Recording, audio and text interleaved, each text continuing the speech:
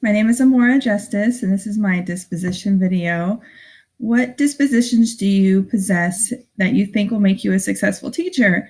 I absolutely believe that every student is capable of learning, and you have to have realistic expectations for all of your students because everybody's at a different level. But certainly, as long as you have the right approach, they definitely have the ability to learn.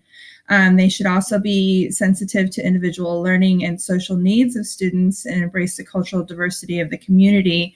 I know that the school I'm working at currently, we have a lot of second language learners that are learning English, ESL students, and so I really need to know what their background is so that I'm able to present them with material that will enable them to learn to the best of their ability. If they don't understand what it is they're supposed to write about, then obviously they're not going to be very successful. But if I can make it so that they understand it and it's something that they can relate to, then obviously they're going to be more successful.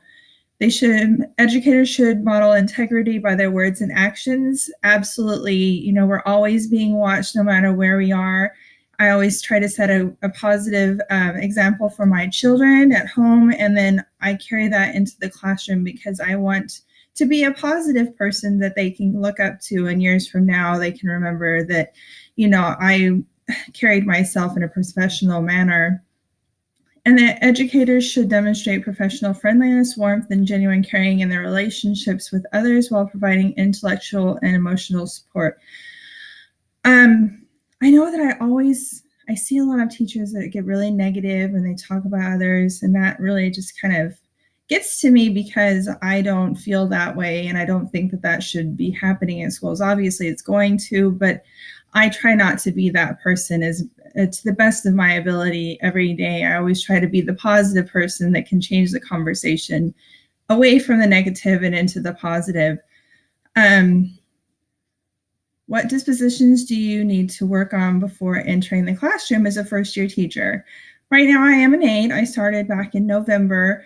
I did have 6 years of working one-on-one with an autistic child before that, but obviously the classroom setting is a little bit new to me. So experience basically is the number one thing, and then being able to reflect upon everything that I'm learning and apply that into my classroom will be very important. And then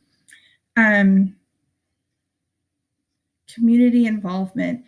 I'm very involved in a lot of things, but involvement in the community is just kind of not high on my priority list right now because I'm only an aide, so therefore I have to have a second job because I'm a single mother and I've got all these other obligations right now. So I know that as soon as I'm able to get a full classroom position, I will have that time that I can devote to being more involved in my community.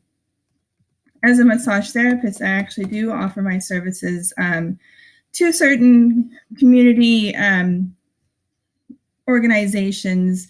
I donate my services to them. So that's kind of like a start to it, but I know that I can be more involved. And then what does a professional educator look like and how do they behave? What standards guide their thinking and actions?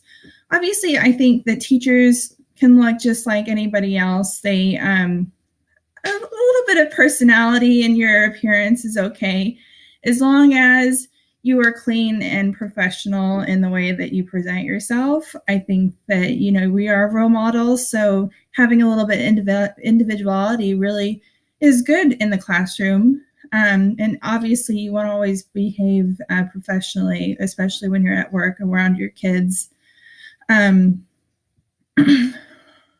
And as far as the standards that guide my thinking and actions, the in-task standards are really just a good overall set of standards to follow and abide by whenever you're ready to enter into the classroom. So I hope you liked my disposition video and have a great day.